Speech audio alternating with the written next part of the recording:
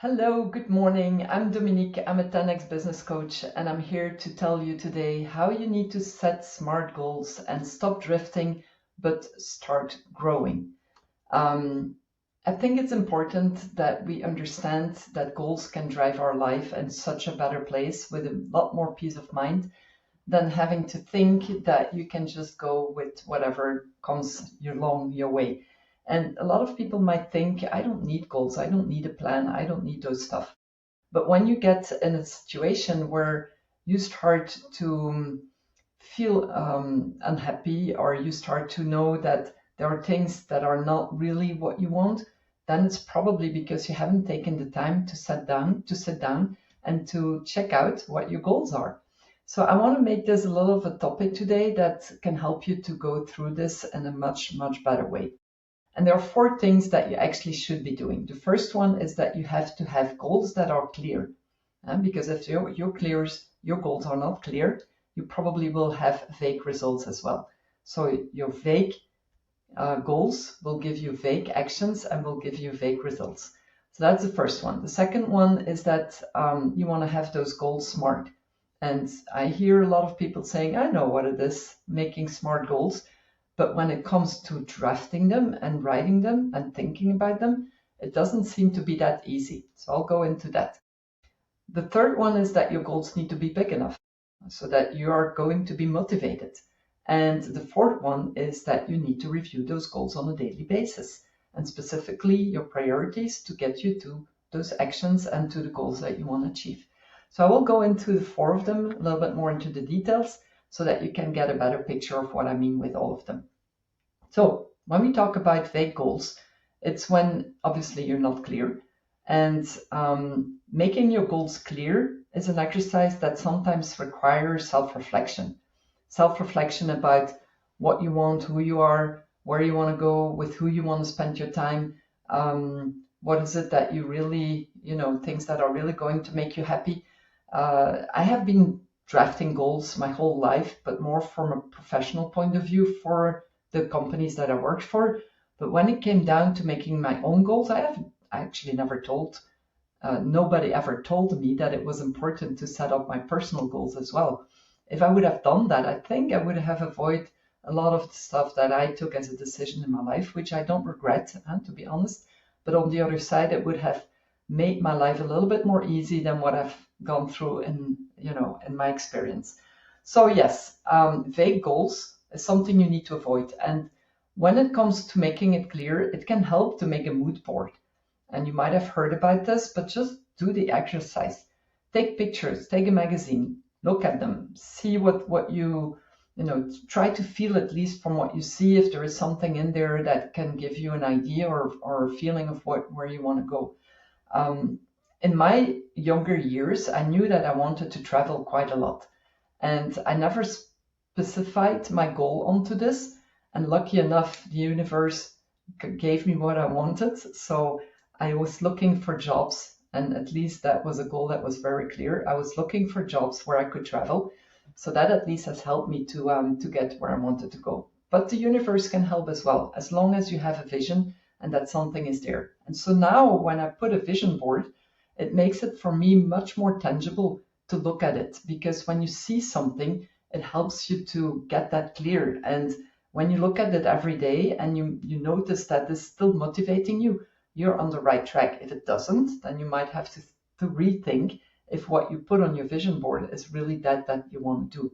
Okay, so that's the first one. The second one is the SMART goals. SMART is specific, measurable, achievable, realistic, and time. So SMART means that you need to be specific.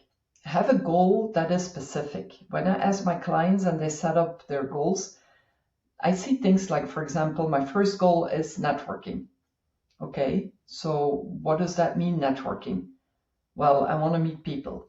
Okay, but what specific goal do you have behind that? Well, in this case, for example, the specific goal could be, I want to be known in the market. I want to be known in my area. And so to be known, I need to meet people. And a strategy to meet people could be networking, but the goal is to be known. So that is specific. You want to be known. You want to make it measurable. So you want to say, well, in the next 90 days, I want to be known with 100 people. That means I want to be in the network events that I go to, meeting people so that I can reach that 100 people in 3 months' time. So assume that you have 10 people that you meet at every network and you have the goal of 100 people, then that means that you need to go to 10 events in those 90 days so that you can meet those 10 people in those 10 events, right? That makes it measurable, okay? And when you have that specific and measurable, then you can think, is it achievable? Can I go to 10 events in 90 days? So we have about 4 times 12 weeks. That means that you have at least one event a week. Is that achievable? Absolutely. There is no doubt about that. Is it realistic? Of course it is. If it's, if your budget allows it, if your time allows it, and if you are convinced that that is the right strategy to get you to where you want to go, then that is definitely achievable and realistic. And obviously, when we talked about time, we say in those 90 days. So try to do it that way. Make it as specific as possible, because being specific like that will drive you to actions that will help you to get there. And I do the plan on the 90-day with my clients, because in 90 days, you remain tangible. You can still think about actions that are going to help you in those 90 days. If you go too much upfront, thinking about actions for the next year, it's not going to be that easy. Setting goals, like I said, about the vague and the more clear goals on the longer term, that helps you to get you that vision of a longer term. But when it comes to being specific in your SMART goals, then it's better to keep it to 90 days because that is tangible. When you have those bigger ones, like for 3-5 years, you can reverse engineer it to those 90 days.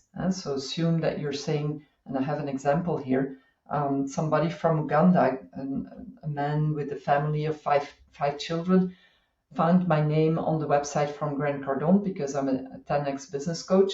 Grant is the #1 world business and marketing sales person. He's mentoring millions of people, and I'm one of his coaches to help him to do that. And as my name is appearing on his website as well, this man from Uganda found my name and he contacted me. He wanted to get me as a coach. Unfortunately, when I told him what I was asking to be coached, to coach him, he said, well, that's my year's salary, so I probably won't be able to do that. I said, okay, well, I could go for the spiritual objective that I had, saying, well, I can coach you for free. But on the other hand, I felt like if he wants to be a businessman, he needs to find the ways to get him to that place. And it's not by only getting things for free, because then it's too easy in a way. So I told him, I said, I'm not going to coach you on a weekly basis, but what I will do, I will help you where I can through WhatsApp, and we'll see how that goes. And he already built his he had his little store, like everything that has to do with grocery. It was small. After half a year, he made it bigger, so it's a bigger store now. And now he wants to build a farm with ghosts because he feels that that is going to help him to get investment to build a mall in the end, a supermarket and then a mall. So his goals are very clear. They are big. He knows exactly what he wants. Now I asked him to make a business plan, and in that business plan to be really clear and specific on his goals and how he faces the plan out to that bigger goal. So now we're working towards that, and I'm going to help him to find people to invest in his business, and I might do it as well because I really believe in his project. But what I'm saying here is that he had a big goal, specific goal, and by being surrounded by somebody to help him, it gives him the motivation, and it gives him even more strength and empowerment to get where he wants to go. So I think there is no reason not to ask anybody for help to do this, because that is going to help you even more in the direction where you want to go. So don't hold yourself back on this, okay? So that's the second one. The third one is what I said was making those big goals. And it's what I just gave as an example here from James. Making big goals is so important because it's not only going to motivate you, but it's going to give you a lot more creativity. And by creating bigger goals, your brain is going to expand. Your brain is going to say, okay, whoa, what's happening here? I need to think a little bit bigger. I need to place myself in a bigger environment. I need to be surrounded by people that can help me. So your actions that you will think about are going to help you to put that in a direction where you feel this is something I want to do, right? So those big goals not only motivate you, but will also give you creativity.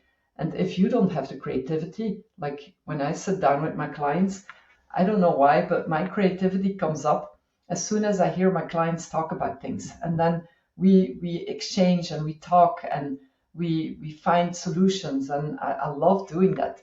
And I do this as well in a mastermind. I have a group of people that that we meet on every 2 months. And in between the 2 months, we have intersections. At least that's what I will start doing as of 2026. So that we can keep each other accountable, so that we can challenge each other, so that we can think about creative ideas of moving forward, where people can pitch themselves, where businesses are happening between them, and support and understanding is there. So it's important to have environments like that where you can build and where you can be creative, where you can express and speak out your bigger goals, because that is also an important one. The universe, I really believe in this very strongly. The universe is going to give you what you want.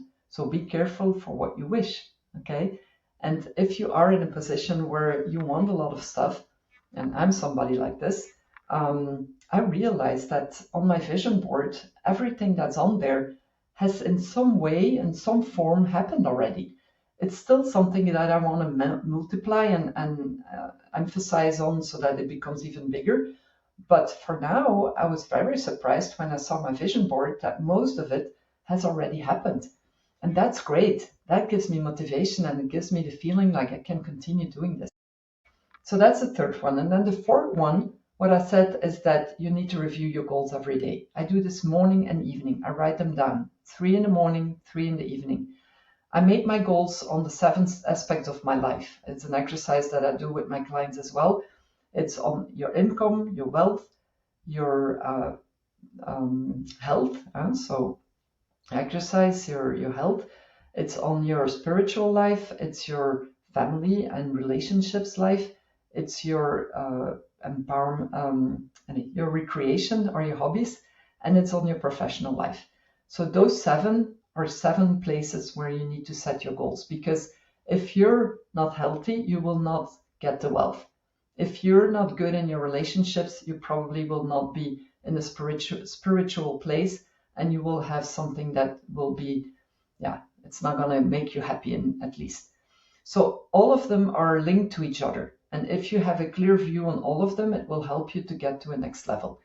So when I do this exercise, I just want to get my clients to understand that when they write this down every morning and evening, they will have a better view and continue believing in what they can achieve.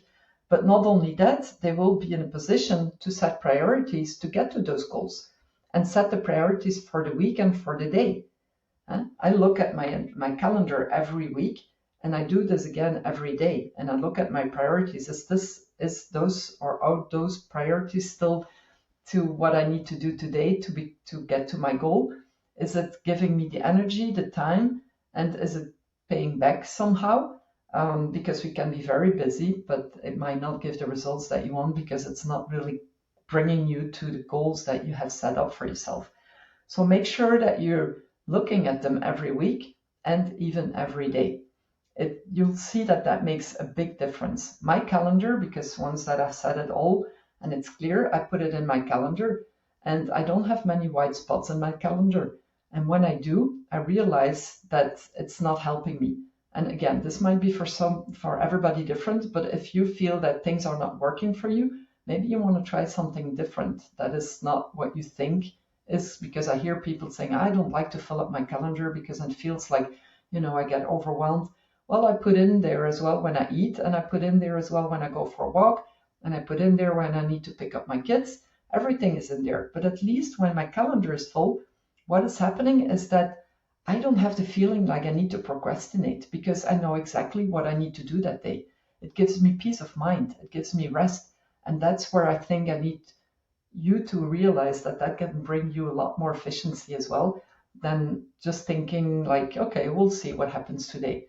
If that's something you want to do, do this. But do this just for one day, for like a day of recuperation or reset or whatever you want to call it.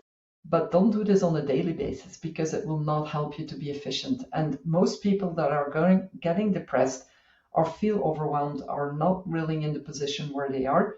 It's because they are not clear on the goals, they don't have a plan, and they don't set the targets for the day to get into the actions.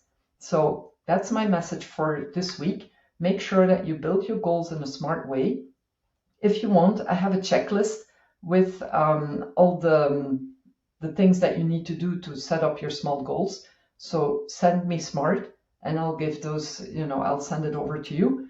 And if on the other hand, you feel like you want to have a 2-hour time with me to set your goals, to write them, to have the exercise, to understand how you need to do it, we can do that as well. I do this once a year. By the end of this year, I probably will organize them again. But this is something that you could request. If that's what you want, then send me goal. So smart for the checklist and goal for the 2-hour session that I can help you set those goals. All right. Have a great week and I'll see you next week. Bye.